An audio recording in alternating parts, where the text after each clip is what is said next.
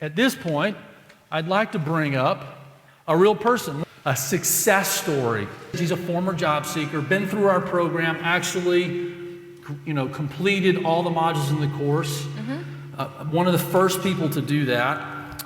Tell our friends here kind of where you were a year ago before you kind of started your job search process and ended up where you are now. I moved to a city that was 2,000 miles away from my family, and I didn't really have any professional connections at all. And I was pursuing a career in an industry where, again, I knew no one in the city and didn't really have any in, so to speak. I was working with Saks Fifth Avenue as a fashion stylist and doing some branding work for them, but that's not at all what I want to do with my career, and it's not my invested interest for my long-term goals.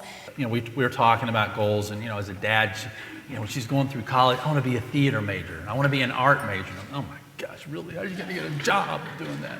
But it's true about what she says when she says, I really wanted to be in a place where I could use what I learned in school, use what I did. So Madison, talk a little bit about the experience and the things that you really wanted to, what you really wanted to find that related to art and theater.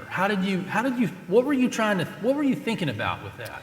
So at that point, my point of view on my resume, I was a very typical resume writer. A, I hated it.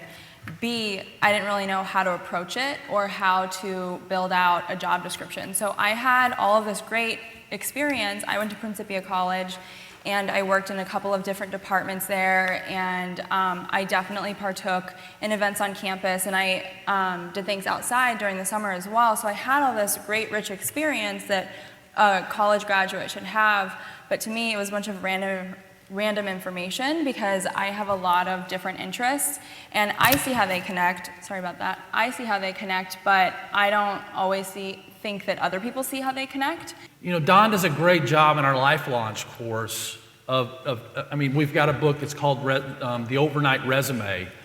That's one of the books that we brought with us. It's just terrific, and it talks about building your personal story. And I remember I said, why don't you have that on your resume? And she said, why would I have that on my resume? I said, well, because it relates specifically to who you are as an individual, what you bring to the team.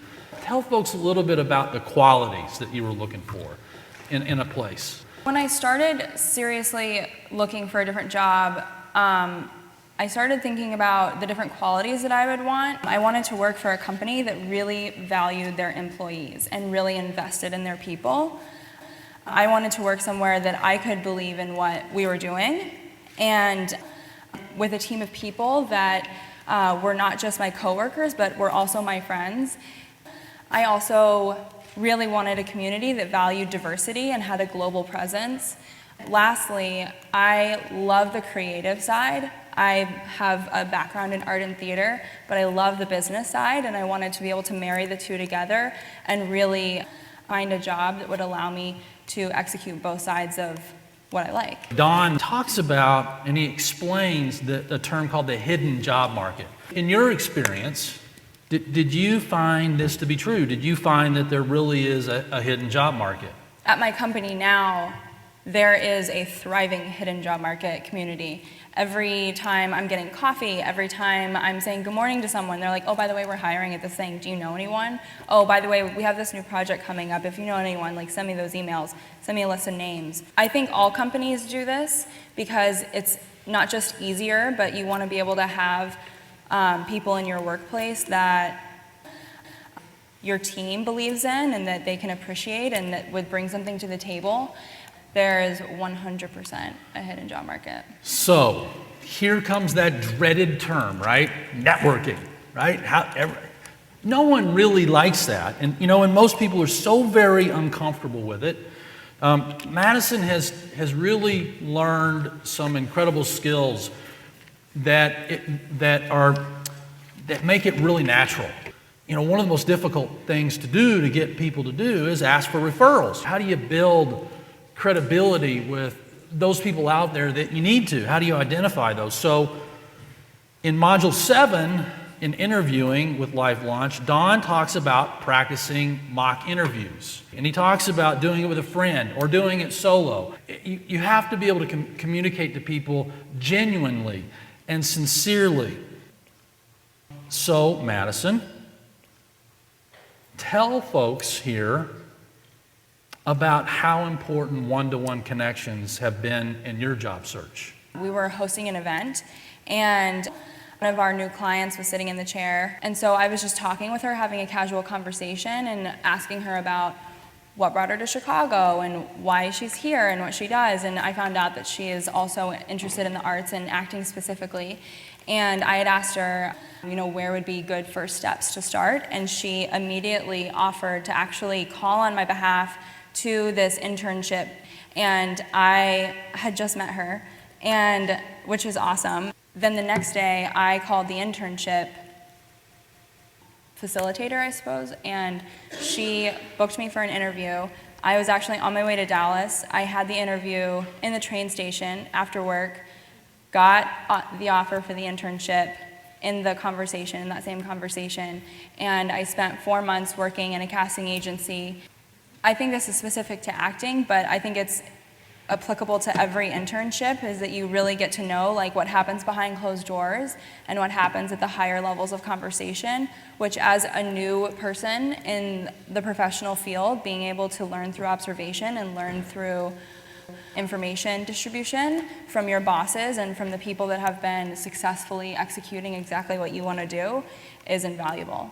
What would you like to say in closing to our friends here about your experience and some of the things that you learned through your study and application of our faith?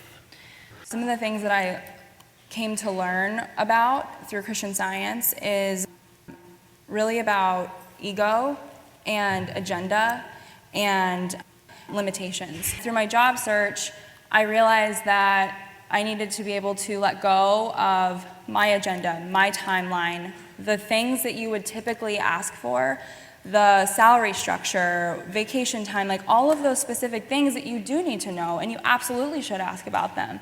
But it's not the forefront of what you build your job search on. I learned to see the true man in absolutely everyone. Being able to see beyond the limitations, again, you go through this process and sometimes you're on your way up and you just can't really see what's around the next corner, and it's really frustrating, but having the conviction and having the faith to be able to maintain what you know and maintain your belief in trusting God and knowing the true sense of supply is absolutely crucial, because that faith takes you all the way through the entire experience. The last and final thing that I'll say is having gratitude for the demonstration. And sometimes that gratitude is absolutely necessary before you see the demonstration. The natural way that Madison engages folks, you can learn that. That's a skill set. And practicing informational interviewing, I'm telling you, is the foundation for doing that. It gives you a script to run on. So in our resource center on our website, we've got little places in there built so that you can look at informational interview, so you can really get familiar with them when you're out and about and doing things. And then, again, going through Life Launch and really diving into those modules so that you have a good sense of what you have to do. So thanks again. Appreciate you being here. I hope that was helpful to you.